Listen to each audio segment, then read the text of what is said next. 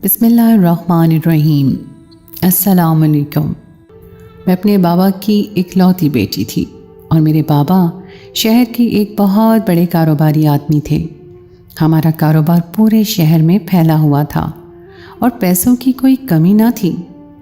मुझ पर तो वही मिसाल सादिक आती थी कि मैं मुंह में सोने का चमचा लेकर पैदा हुई थी। लेकिन ये मेरी बदनसीबी थी कि कम उम्री में ही मेरी माँ का इंतकाल हो गया और उसके बाद मुझे मेरे बाबा ने अकेले ही माँ और बाप दोनों का प्यार दिया। मेरे बाबा ने मुझे बहुत अच्छी तालीम दिलवाई और कारोबार को संभालना सिखाया ताकि उनके जाने के बाद मुझे किसी किस्म की परेशानी का सामना न करना पड़े। और जब मैं जवान हुई और मेरी शादी का वक्त आया तो बाबा ने कहा कि वो मेरे लिए एक ऐसे लड़के का इंतखाब करना चाहते हैं जो मेरी कदर करे और हमेशा मेरी बात माने। मेरे बाबा से कहा कि उन्हें जैसा मुनासिब लगे वो वैसा ही फैसला करें और बाबा ने मेरे लिए लड़के देखना शुरू कर दिए। एक दिन बाबा बहुत खुश अपने दफ्तर से वापस लौटे और मुझसे कहने लगे कि मैंने तुम्हारे लिए एक लड़का ढूंढ लिया है। मैंने हैरत से पूछा कि बाबा आप दफ्तर गए थे या लड़का ढूंढने? तो मेरी बात सुनकर बाबा हंसते हुए कहने लगे कि मैंने अपनी बेटी के लिए एक बहुत अच्छा लड़का ढूंढ लिया है और अब मैं उसे अपनी बेटी से मिलवाना चाहता हूँ। बाबा की बात सुनकर मैंने कहा ठीक है, लेकिन मैं एक ही शर्त पर शादी करूँगी कि मेरी शादी के बाद आप भी फ़ौरन ही दूसरी शादी कर लेंगे, क्योंकि मैं आपको तन्हा छोड़कर नहीं जा सकती। बाबा ने मेरी तरफ हैरत से देखा कि ये कैसी शर्त है, लेकिन मैंने उनसे कहा कि अगर आप मुझे रुखसत करना चाहते हैं तो आपको मेरी ये शर्त पूरी करनी ही होगी। कुछ पसो पेश के बाद आखिरकार बाबा मान ही गए, क्योंकि मेरी माँ के इंतकाल के बाद वो ख़ुद भी बिल्कुल तन्हा हो गए थे। लेकिन मेरी परवरिश की खातिर उन्होंने कभी दूसरी शादी के बारे में सोचा तक नहीं था। मेरे सर पर एक सौतेली माँ को नहीं लाना चाहते थे, लेकिन अब जब मैं रुखसत हो रही थी तो उन्हें दूसरी शादी करने पर कोई एतराज़ नहीं था। उन्होंने कहा कि कल मेरे साथ दफ्तर चलना, मैं तुम्हें वहीं उस लड़के से मिलवाऊंगा और अगर तुम्हें वो लड़का पसंद आ गया तो फिर हम जल्द ही तुम्हारी शादी कर देंगे। अगले दिन मैं सुबह ऑफिस गई और तैयार होकर बाबा के साथ जैसे ही पहुंची, दफ्तर में पहुंचकर बाबा के साथ बैठे मुझे कुछ ही देर गुजरी थी कि जब एक लंबा चौड़ा खूबसूरत लड़का कमरे में दाखिल हुआ और उसने बहुत ही अदब से मुझे और बाबा को सलाम किया। बाबा ने मुझसे कहा कि आयशा बेटी, इस लड़के से मिलो, ये हमारा नया मैनेजर काशिफ है और बहुत ही जिम्मेदार लड़का है। पिछले 1 महीने में इसने हमारे कारोबार को इतनी अच्छी तरह से संभाला है कि मैं हैरान हूँ। बाबा अपने नए मैनेजर काशिफ की बहुत ज़्यादा तारीफ़ कर रहे थे और मुझे समझ आ गई थी कि यही वो लड़का है जिसे बाबा ने मेरे लिए पसंद किया है। बाबा ने काशिफ से कहा कि मेरी बेटी आयशा को कंपनी का दौरा करवा लाओ। आयशा बेटी बहुत कम ही दफ्तर आती है, लेकिन मैं चाहता हूँ कि अब आहिस्ता आहिस्ता सारी जिम्मेदारियाँ आयशा ही संभाले। जैसे जैसे मेरी उम्र बढ़ रही है मैं थकावट का शिकार होता जा रहा हूँ। अब मेरे आराम करने के दिन हैं। बाबा की बात सुनकर काशिफ के चेहरे पर दिलकश मुस्कुराहट फैल गई और कहने लगा कि अभी तो आप जवान हैं और आप जितनी ताकत तो हम में भी नहीं। काशिफ की बात सुनकर बाबा ने एक ज़ोरदार कहका लगाया था। उन दोनों को देखकर मुझे ऐसा महसूस हो रहा था कि जैसे उन दोनों की आपस में काफ़ी अच्छी दोस्ती हो गई हो। काशिफ के साथ जब मैं फैक्ट्री के दौरे पर निकली तो मैंने देखा कि हर कोई काशिफ से बहुत अच्छे से मिल रहा था और सभी उसके इखलाक से मुतासिर नज़र आ रहे थे। मुझे भी काशिफ बहुत अच्छा लगा, जिस तरह से वो सबसे तहजीब से बात कर रहा था और अपने से छोटे मुलाजमीन से भी अदब से पेश आ रहा था। ऐसे मालूम होता था जैसे वो किसी आला ख़ानदान से ताल्लुक़ रखता हो। काशिफ के साथ आधा दिन गुजारने के बाद मैं वापस बाबा के दफ्तर में लौट आई थी। बाबा ने कुछ ज़रूरी काम निपटाए और हम दोनों वापसी के लिए निकल पड़े। घर वापस आते वक्त बाबा ने मुझसे पूछा कि बताओ आयशा बेटी, तुम्हें काशिफ कैसा लगा? बाबा की बात सुनकर मैं कुछ छींप गई तो वो कहने लगे कि मैं पिछले 1 महीने से पूरी तरह काशिफ को देख रहा हूँ और मुझे उस लड़के में वो तमाम खूबियाँ नज़र आती हैं जो मेरी बेटी के शौहर में होनी चाहिए। काशिफ ना सिर्फ ये कि बहुत तमीज़ वाला बच्चा है, बल्कि वो बहुत ज़्यादा मेहनती भी है उसने बहुत कम वक्त में इतना ज़्यादा काम सीख लिया है कि मैं खुद हैरान हूँ। और उसके उठने बैठने के अंदाज से तो उसके ख़ानदान का भी खुद ही पता चल जाता है। यकीनन वो किसी ऐसी माँ का बेटा है जिसने अपने बेटे की तरबियत बहुत अच्छे तरह से की है। बाबा की बात सुनकर मैं मुस्कुराई तो बाबा समझ गए कि मेरा जवाब हाँ में है। आने वाले कुछ ही दिनों में बाबा ने काशिफ से कहा कि वो काशिफ के घर वालों से मुलाकात करना चाहते हैं। बाबा की बात सुनकर पहले तो वो काफ़ी परेशान हो गया कि ऐसी कौन सी बात है जिसके लिए वो उसके माँ बाप से मिलने की बात कर रहे हैं। लेकिन जब बाबा ने उसको बताया कि वो मेरे और काशिफ के रिश्ते के सिलसिले में उसके माँ बाप से मुलाकात करना चाहते हैं तो उसकी हैरत की हद न रही और वो कहने लगा कि मैं तो आपकी फैक्ट्री का मामूली सा मुलाजिम हूँ, मैं भला कैसे आपकी बेटी के काबिल हो सकता हूँ। उसकी बात सुनकर बाबा ने कहा कि वो काशिफ को दौलत के तराजू में नहीं तोल रहे बल्कि उसके इखलाक के तराजू में तोल रहे हैं और वो हर लिहाज से एक अच्छा लड़का है। काशिफ ने बाबा को बताया कि उसके माँ बाप का कुछ अरसा पहले ही इंतकाल हो गया था और उसकी एक छोटी बहन है जिसके साथ वो एक किराए के मकान में रहता है। उसने बाबा को ये भी बताया कि अपने माँ बाप के इंतकाल के बाद उसने बहुत बुरा वक्त देखा है। अपनी छोटी बहन के फ़र्ज़ को पूरा करने के लिए उसने अपनी छोटी बहन की शादी करवा दी थी, लेकिन उसका बहनोई एक अच्छा आदमी ना निकला और वो उसकी बहन पर जुल्म ढाने लगा। तो काशिफ ने अपनी बहन को तलाक दिलवा कर दोबारा अपने साथ रख लिया। उसकी बात सुनकर बाबा को एहसास हुआ कि वो किस कदर मुश्किल ज़िंदगी गुजार रहा है। बाबा ने कहा कि ठीक है, फिर वो काशिफ की बहन से ही उसके रिश्ते के हवाले से बात करेंगे, क्योंकि शादी ब्याह के मामलात में घर की औरतों का शामिल होना ज़रूरी होता है। बाबा अगले ही दिन काशिफ के घर उसकी बहन के पास रिश्ता लेकर चले गए। काशिफ की बहन ने खुशी खुशी रिश्ता कबूल किया और देखते ही देखते हम दोनों की शादी हो गई। मेरे बाबा ने हमारी शादी इस कदर धूमधाम से की थी कि दुनिया देखती ही रह गई। बाबा ने शादी पर मुझे एक बंगला गिफ्ट किया था जिस पर काशिफ ने काफ़ी नाराज़गी का इजहार किया। वो चाहता था कि मैं शादी करके उसके ही किराए के घर में जाऊं, लेकिन बाबा ने कहा कि वो अपनी खुशी से अपनी बेटी को ये तोहफ़ा दे रहे हैं। बाबा की बात सुनकर काशिफ खामोश हो गया और हम दोनों 500 गज के इतने बड़े फर्निश्ड बंगले में शिफ्ट हो गए। काशिफ की बहन भी उसके साथ ही उस बंगले में आई थी। बाबा ने कारोबार की तमाम जिम्मेदारियां मुझे और काशिफ को सौंप दी थी और अब हम दोनों मिलकर कारोबार की देखभाल कर रहे थे। कारोबार का कुछ हिस्सा और जिस घर में मैं और काशिफ रहते थे वो घर मैंने काशिफ के नाम कर दिया। मैं काशिफ को हर वो खुशी देना चाहती थी जो उसे अपनी ज़िंदगी में हासिल नहीं हुई थी। काशिफ ने अपने माँ के जाने के बाद जितने मुश्किल हालात देखे थे, मैं अब उन्हें इतनी ही आसानियाँ देना चाहती थी। बाबा की दूसरी शादी भी मैंने जल्द ही करवा दी थी और अपने घर का सारा इंतज़ाम मैंने काशिफ की बहन के हवाले कर दिया। ज़िंदगी एक पुरसुकून डगर पर चल रही थी कि अचानक ही मेरी ज़िंदगी में एक हलचल सी पैदा हुई और सब कुछ तबाह होकर रह गया। मैं सोच भी नहीं सकती थी कि मुझे इतनी बड़ी क़यामत से गुजरना पड़ेगा। शादी के कुछ ही दिनों के बाद मुझे ऐसा महसूस होने लगा कि काशिफ रात को कमरे में नहीं होते। न जाने क्यों शादी के बाद मुझे इतनी गहरी नींद आने लगी थी कि मेरे सोने के बाद दोबारा आँख ही नहीं खुलती थी, जबकि शादी से पहले मैं रात में 2 से 3 दफ़ा उठ जाया करती थी। लेकिन ये सिर्फ़ और सिर्फ मेरा एहसास था, क्योंकि मैंने अपनी आँखों से कुछ नहीं देखा था। इस बात का अंदाज़ा भी मुझे ऐसे होता कि रात को मैं काशिफ की तरफ का बिस्तर जिस तरह से दुरुस्त करती, वो सुबह भी मुझे बिल्कुल वैसा ही मिलता और ऐसा लगता कि जैसे काशिफ सोने के लिए लेटे ही नहीं। फिर मैं सोचती कि शायद ये मेरा वहम है और हो सकता है काशिफ उठने के बाद बिस्तर दुरुस्त कर दिया करते हों। मैं हमेशा काशिफ से पहले ही बिस्तर पर लेट कर सो जाती थी और काशिफ दफ्तर के कामों में मसरूफ़ रहते थे।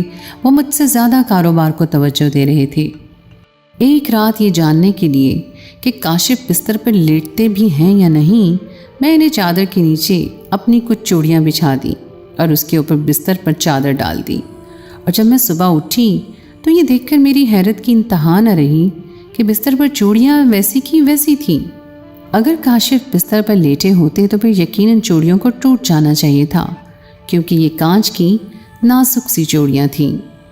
मुझे समझ नहीं आ रहा था कि काशिफ अगर रात को हमारे कमरे के बिस्तर पर नहीं होते थे तो फिर आखिर वो कहाँ गुजारते हैं रात को। और यही जानने के लिए एक शाम मैंने काशिफ की बहन से कहा कि मैं अपनी माँ के घर जा रही हूँ और कल लौटूंगी। मेरी बात सुनते ही काशिफ की बहन के चेहरे पर एक अजीब सी मुस्कुराहट फैल गई, जैसे उसे मेरे जाने का सुनकर खुशी हुई हो। मैंने काशिफ को भी फ़ोन करके अपने जाने का बता दिया और उस वक्त मुझे मज़ीद हैरत हुई कि जब काशिफ ने एक दफ़ा भी मुझसे ये नहीं पूछा कि मैं वापस कब आऊँगी। काशिफ की बहन मुझे छोड़ने दरवाजे तक आई तो मैंने अल्लाह हाफिज़ कहा और उसके अंदर जाने के बाद ख़ुद पिछले दरवाजे से घर में दाखिल होकर अंदर ही छुप गई। मुझे किसी भी तरह ये पता लगाना था कि काशिफ रात को कहाँ होते हैं। और थोड़ी देर के बाद ये देखकर मेरी जान निकल गई कि काशिफ दफ्तर से लौटे और तेज़ी से अपनी बहन के कमरे में चले गए। मैं भी उनके पीछे दबे पाँव उनकी बहन के कमरे के दरवाजे तक गई। काशिफ ने दरवाज़ा पूरी तरह बंद नहीं किया था, क्योंकि उनके हिसाब से घर में उस वक्त उन दोनों के अलावा और कोई मौजूद नहीं था। मैं खुले हुए दरवाजे की झर्री में से कमरे का अंदर का मंजर देखने लगी तो ये देखकर मेरी जान निकल गई कि काशिफ ने अपनी बहन को उठाया और उसे अपने बराबर में बिठा लिया और उसके हाथ चूम कर कहने लगे, बहुत ही अरसे के बाद हम दोनों को साथ में सुकून का वक्त मुयस्सर आया है, वरना आयशा तो हमेशा हमारे सर पर ही सवार रहती है। आज हम दोनों सुकून से एक दूसरे को वक्त देंगे और हमारे बीच में कोई तीसरा नहीं होगा।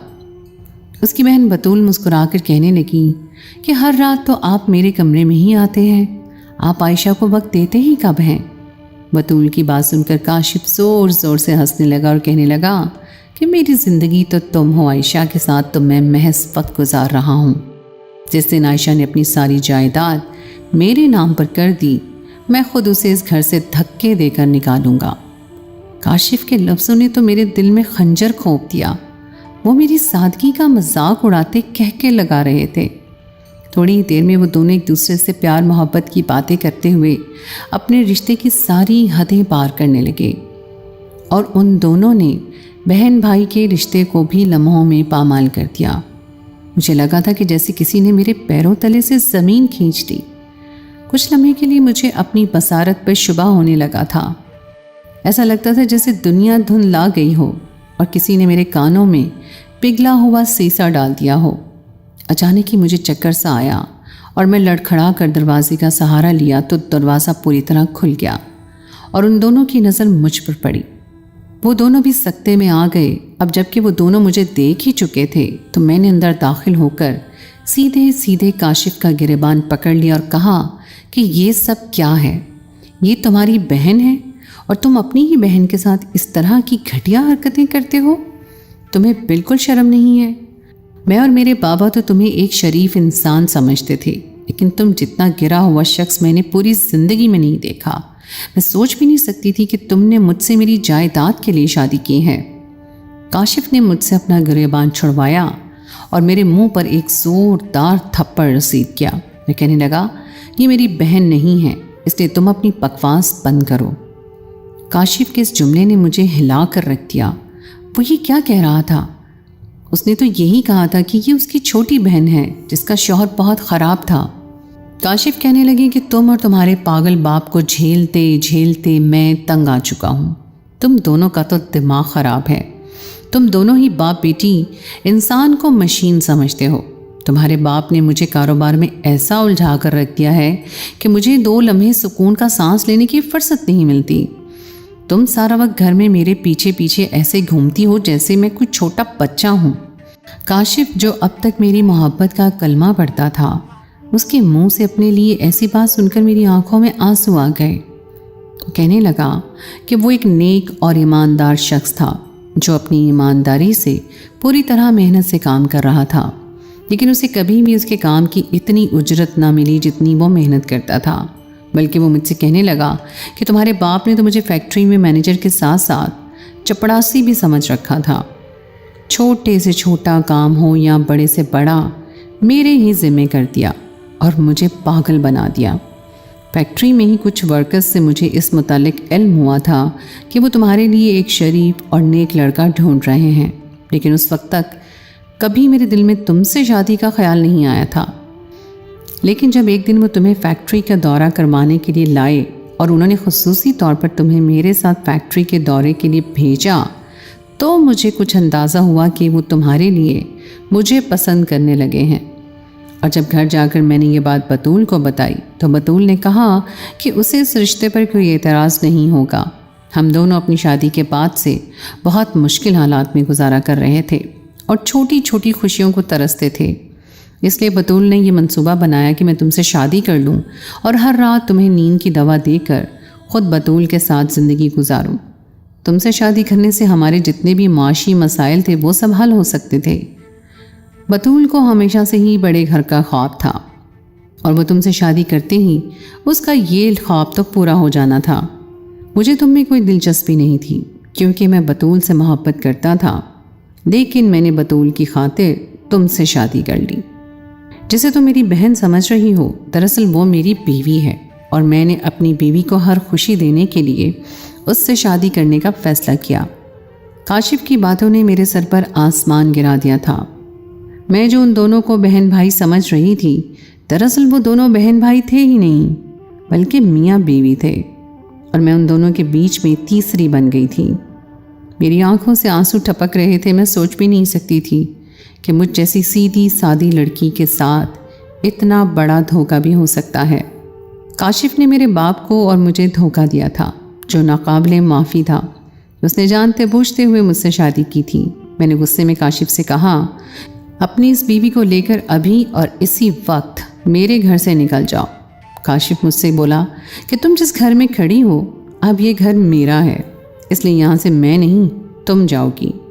کاشف کی بات پر مجھے ہوش آیا تھا کہ میں تو اپنی جائیداد کا ایک حصہ اور یہ گھر اس کے نام کر چکی تھی، لیکن میں ایک پڑھی لکھی عورت تھی اور مجھے قانون کی بہت اچھے سے سمجھ تھی۔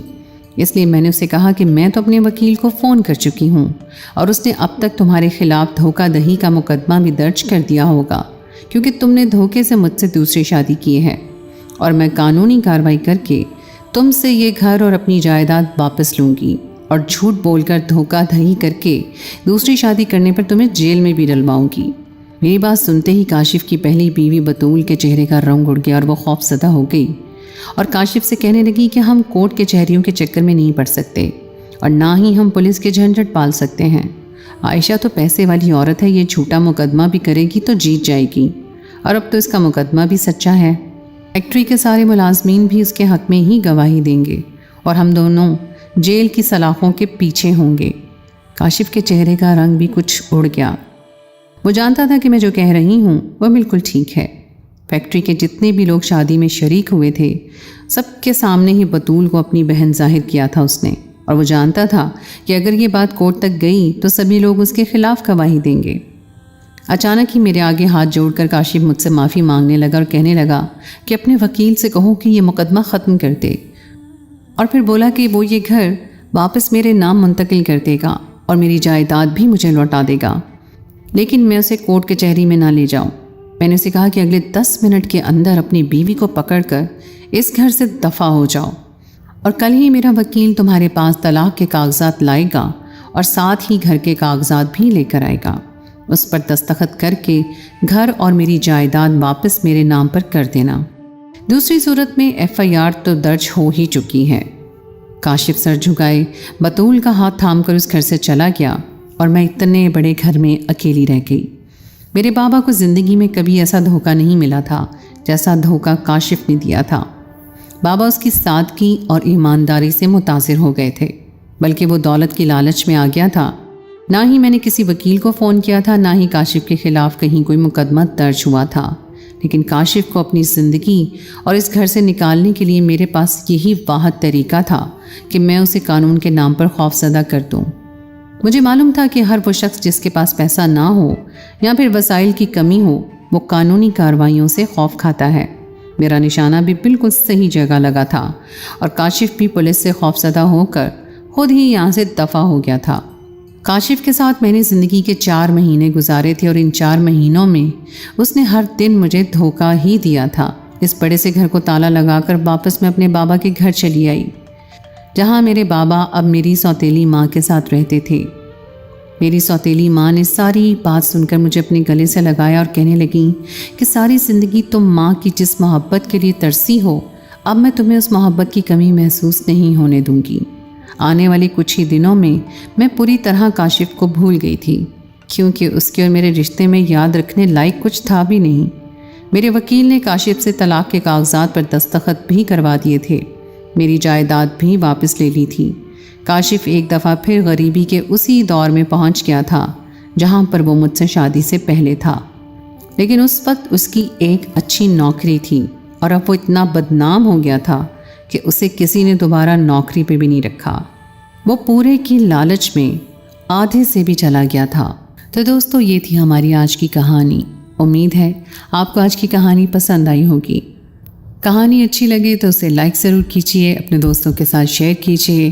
اگر آپ نے ابھی تک میرے چینل میری آواز کو سبسکرائب نہیں کیا تو اسے فوراً کر لیجیے۔ اگلی کہانی تک کے لیے مجھے اجازت دیں۔ اللہ حافظ۔